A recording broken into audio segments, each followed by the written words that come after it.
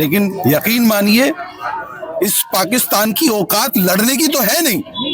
अगर लड़ने की होती तो 1965 में हमने धूल चटाई, घुटनों पे लाके खड़ा कर दिया।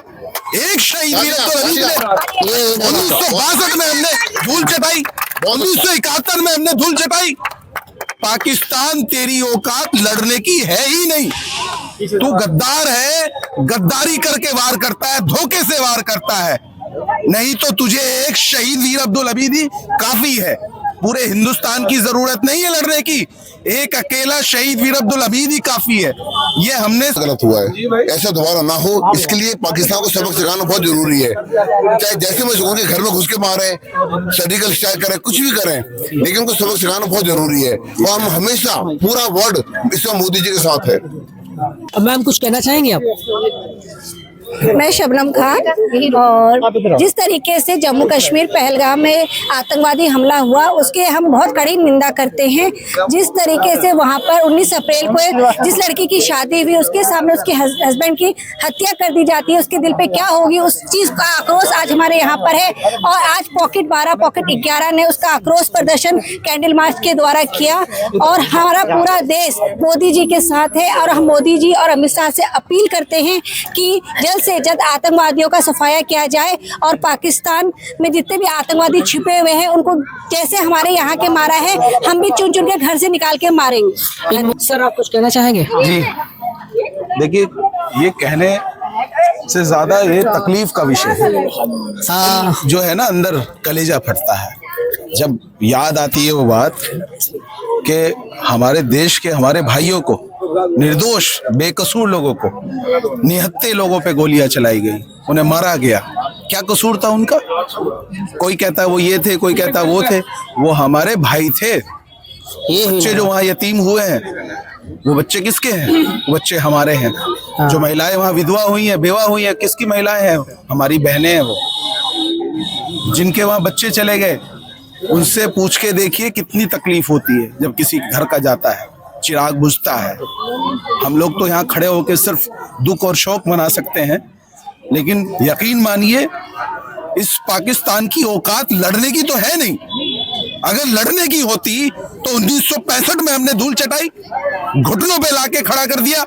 एक शहीद वीर अब्दुल हमीद ने 1962 में हमने धूल चटाई, 1971 में हमने धूल चटाई। पाकिस्तान तेरी औकात लड़ने की है ही नहीं। तू गद्दार है, गद्दारी करके वार करता है, धोखे से वार करता है। नहीं तो तुझे एक शहीद वीर अब्दुल हमीद ही काफी है। पूरे हिंदुस्तान की जरूरत नहीं है लड़ने की, एक अकेला शहीद वीर अब्दुल हमीद ही काफी है।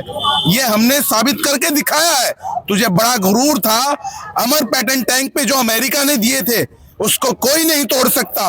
एक भारतवासी ने, एक शहीद वीर अब्दुल हमीद ने तुझे चने चबा दिए, घुटनों में लाके खड़ा कर लिया और तू ऐसे भागा गुम दबा के।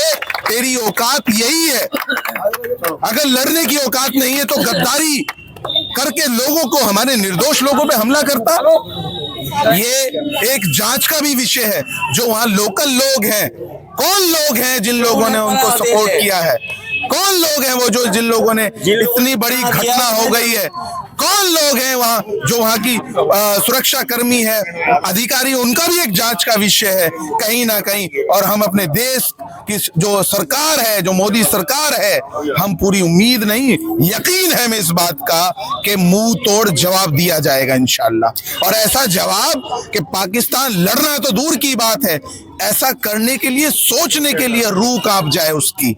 ये हमारी भारत सरकार से, मोदी सरकार से, अमित शाह जी गृह मंत्री जी से, भारत के प्रधानमंत्री नरेंद्र भाई मोदी जी से ये अपील है हर एक भारतवासी की, 140 करोड़ भारतवासी की, कि पाकिस्तान को उसके घर में घुस के मारा जाए। और जो उसके आतंकवादी जो उसने अड्डे बना रखे हैं ना, जो मजलूमों पे वो वार करता है, जो कमजोरों को मारता है, उनके अड्डों को नेस्तो नाबूद किया जाए।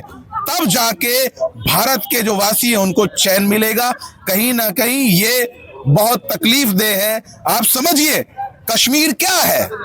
कश्मीर से रोजी रोटी यहाँ के लोगों से जो जाते हैं ना घूमने, यहाँ के लोग, उनसे चलती है। अगर यहाँ के लोग वहां घूमने ना जाएं टूरिस्ट वहां ना जाए, पर्यटक वहां ना जाए, सैलानी वहां ना जाए, तो वहां के लोग भूखे मर जाएंगे। और वो गद्दार पाकिस्तान वहां के किसी लोकल लोगों का, या जो भी जिन लोगों ने सपोर्ट किया है, जांच का विषय में कह रहा हूं, हमारे निर्दोष लोगों पे, जो लोग वहां घूम रहे थे, खेल रहे थे बच्चे, उन पे गोलियां चलाता है। अगर तेरे में दम है तो हमारी सेना से लड़, हमारे बॉर्डर पे आके लड़के दिखा। पाकिस्तान आतंकवादी मुल्क है और इस पे यूएनओ को भी स्टैंप लगाना चाहिए कि ये पाकिस्तान आतंकवादी मुल्क है। ये बेकसूर लोगों को मारता है, निहत्ते लोगों को मारता है, लड़ने की, जंग करने की तो इसकी औकात नहीं है।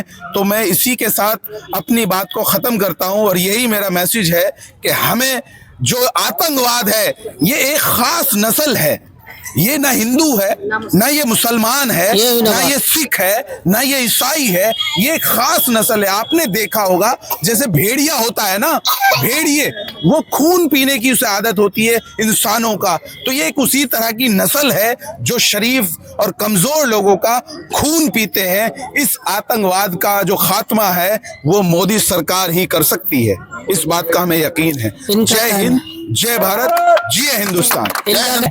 कह दिया है कि जो है नाम पूछ के, धर्म पूछ के, ये धर्म पूछने वाली बात सच है क्या? बिल्कुल 100% सत्य है कि धर्म पूछ के, कपड़े उतरवा के उसके बाद जो है उनको मारा गया है।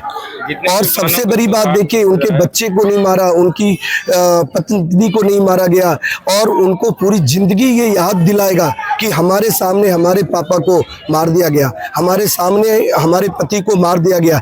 ये दर्दनाक बात, इसका बदला तो इतना ही दर्दनाक होना चाहिए जैसा कि हमारे श्री नरेंद्र मोदी जी ने, प्रधानमंत्री श्री नरेंद्र मोदी जी ने अपने उसमें कहा है कि कल्पना नहीं करेगा कि हम एक ऐसा उनको इसके पनिश होगा कि वो कभी चुन चुन के मारा जाए सर, जहाँ भी मिले चुन चुन के मारा जाए ऐसे लोगों को, वो चाहे जहाँ भी बैठे हुए हैं, कहीं भी हैं। ये कायरता वाला काम है और हम तो सीने पे गोली खाने वाले लोग हैं। हम हमेशा लड़ने के लिए तैयार हैं, सामने आके लड़े ना।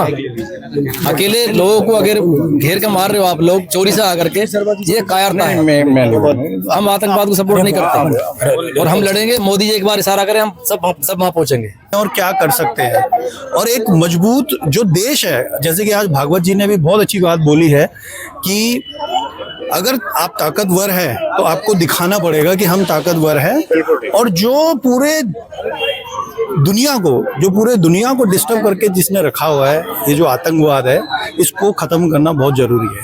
इनका कहना है आतंकवाद को खत्म करना बहुत जरूरी है। हाँ जी। जिस तरह के उसमें सांप है, उसका फन है, उसे कुचलने की बात चल रही है और इससे बढ़िया मौका नहीं मिलेगा और उसको खत्म करना बहुत जरूरी है। यही मेरी गुजारिश है और हाथ जोड़ के विनती है। बड़ी बड़ी जो भी पावर्स है वो सारी जो है मोदी जी के साथ है, और वो इस आतंकवादी हमले, जो बहुत ही कायराना आतंकवादी हमला था निहत्ते लोगों पे, उसको जो है सारे लोग जो हैं भारत को सपोर्ट में खड़े हैं।